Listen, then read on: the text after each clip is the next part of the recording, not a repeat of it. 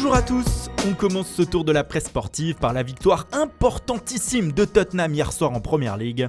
Les Spurs ont battu Brighton 1-0 et reprennent 3 points d'avance sur Chelsea dans la course à la Ligue des Champions.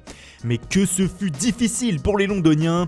Il a fallu que Christian Eriksen vienne à la rescousse à la 88e minute afin de donner la victoire aux siens. Pour le Guardian, le Danois a brillé face à Brighton, mais cette soirée a été également marquée par l'exploit de Shane Long avec Southampton. L'attaquant des Saints a inscrit hier le but le plus rapide de l'histoire de la Premier League au bout de 7 secondes sur la pelouse de Watford. Insuffisant néanmoins, son équipe ne pouvant faire mieux que match nul un but partout.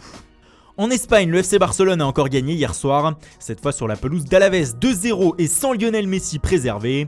Et ce succès ouvre la voie au sacre dès ce soir pour les Blaugrana. En effet, comme l'écrit Sport, une défaite de l'Atlético de Madrid à Valence offrirait officiellement le titre de champion d'Espagne au Barça. Pour Mundo Deportivo, il le touche du doigt.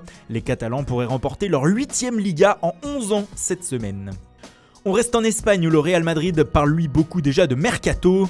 Marca reprend ce matin sur sa une les déclarations du directeur sportif de Francfort, Freddy Bobic, concernant un intérêt du Real Madrid pour l'attaquant serbe Luka Jovic. J'espère et je souhaite que Luka reste ici, mais je suis aussi réaliste et je sais que si un grand club vient et veut Luka, nous n'aurons aucune chance de le retenir, a-t-il déclaré à la ZDF. Avant de conclure, il y a vraiment une possibilité que Jovic signe au Real Madrid. La rumeur enfle donc de jour en jour. L'actualité du Real est aussi marquée par le choix de Zinedine Zidane concernant le poste de gardien de but. Cela fait la une de AS qui explique que quand Courtois sera de retour de blessure, l'entraîneur français devra faire son choix entre le portier belge et Keylor Navas.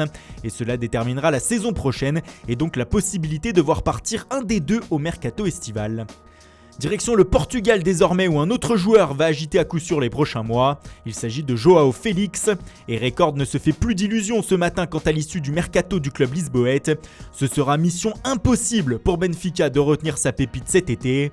En effet, des négociations ont déjà été entamées avec la Juventus, Manchester United, Liverpool et Manchester City pour le milieu offensif. Ils sont tous disposés à payer la clause libératoire du joueur qui est de 120 millions d'euros. Un montant qui ne fait pas peur donc. Félix fait d'ailleurs encore la une de Tutto Sport ce matin. Le quotidien écrit que la Juventus est contente de plaire aux jeunes portugais. La présence de Cristiano Ronaldo doit sûrement y être pour quelque chose. On reste du côté de Lisbonne avec le journal Abola désormais. Le quotidien explique ce matin que Manchester City et le Paris Saint-Germain sont venus au renseignement auprès du Sporting afin de connaître les conditions de recrutement de Bruno Fernandes. Le milieu de terrain portugais devrait faire l'objet d'une bataille entre les deux clubs qui vont faire monter les enchères. Le club anglais et l'octuple champion de France se sont dit prêts à passer la barre des 50 millions d'euros pour enrôler le joueur de 24 ans. Et on termine par l'affiche du jour en Angleterre.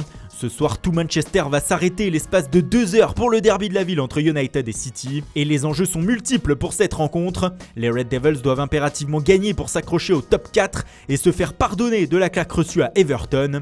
Les Citizens eux veulent reprendre la tête de la Premier League. Et justement, comme l'explique le Times, tout autre résultat qu'une victoire de City permettrait à Liverpool de rester en tête. Un joli clin d'œil puisque les Reds pourraient être aidés par leurs ennemis jurés de United dans la course au titre. L'équipe aussi réalise un encart sur ce match. Et en marge de cette rencontre, le quotidien français en profite pour évoquer l'avenir du champion du monde Paul Pogba. Et selon le média, le milieu de terrain voudrait changer d'air. Il aurait fait part à ses coéquipiers de sa lassitude et de son envie d'ailleurs. Manchester se serait également résigné à perdre son joueur et voudrait en récolter le plus gros chèque possible. 2 clubs auraient la possibilité de s'offrir le français, le Real Madrid et le Paris Saint-Germain. Voilà, c'est tout pour aujourd'hui. Merci pour votre fidélité. Bonne journée à tous et rendez-vous dès demain matin pour une nouvelle revue de presse.